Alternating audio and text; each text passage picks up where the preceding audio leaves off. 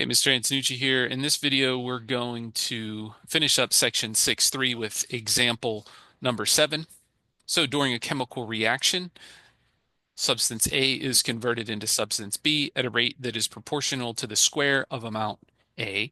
When T equals 0, 60 grams of A is present, and after 1 hour, or T equals 1, only 10 grams remains unconverted. How much of A is present after 2 hours? Now, for this particular situation here, we need to write the differential equation first of all. So the rate of change of y, so dy dt, is proportional to, so equals k times the square of the amount of a. So we call that y squared. You can solve this equation using separation of variables. dy you would divide by y squared equals k dt. This dy, or the y squared, you can think of as y to the negative 2 equals k dt. That's sometimes helpful. And if we integrate both sides, we would have negative 1 over y equals kt plus c. If we solve this for y, we would multiply both sides by the y, like this, and then divide by the kt plus c.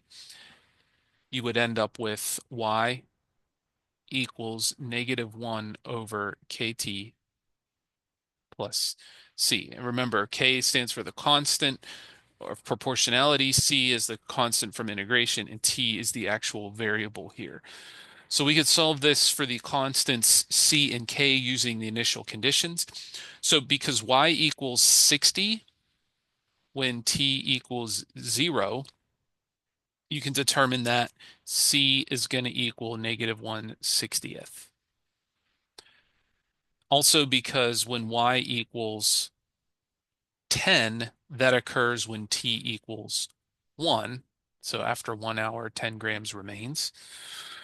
It follows that you would have 10 equals negative 1 over k times 1 minus 1/60th. Solving for k, you would have negative 1/12th. I'm not going to go through all the algebra for the sake of time and space.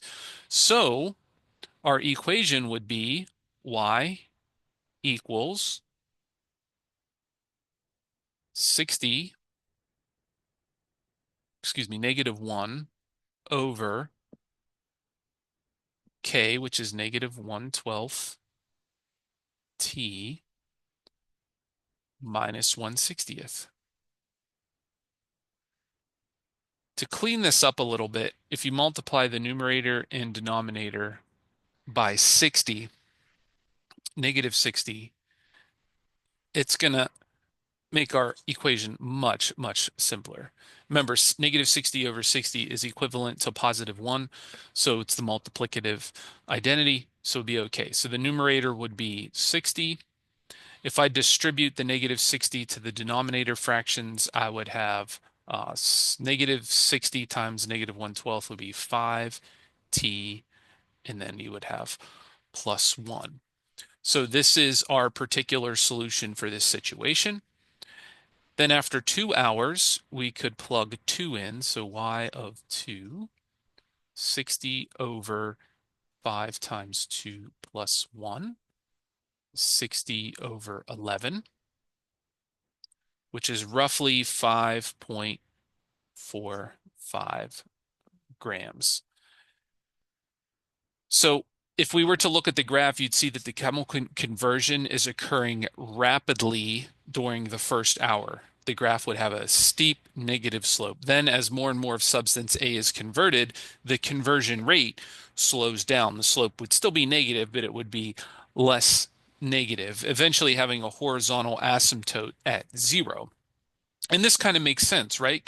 Because if the rate of change is proportional to the square of the amount present, and the amount that is present is decreasing over time, then that's going to slow the rate down um, more and more. All right, guys, that's it for this one. Hope that was helpful to you. And as always, reach out if you have any questions. Take care.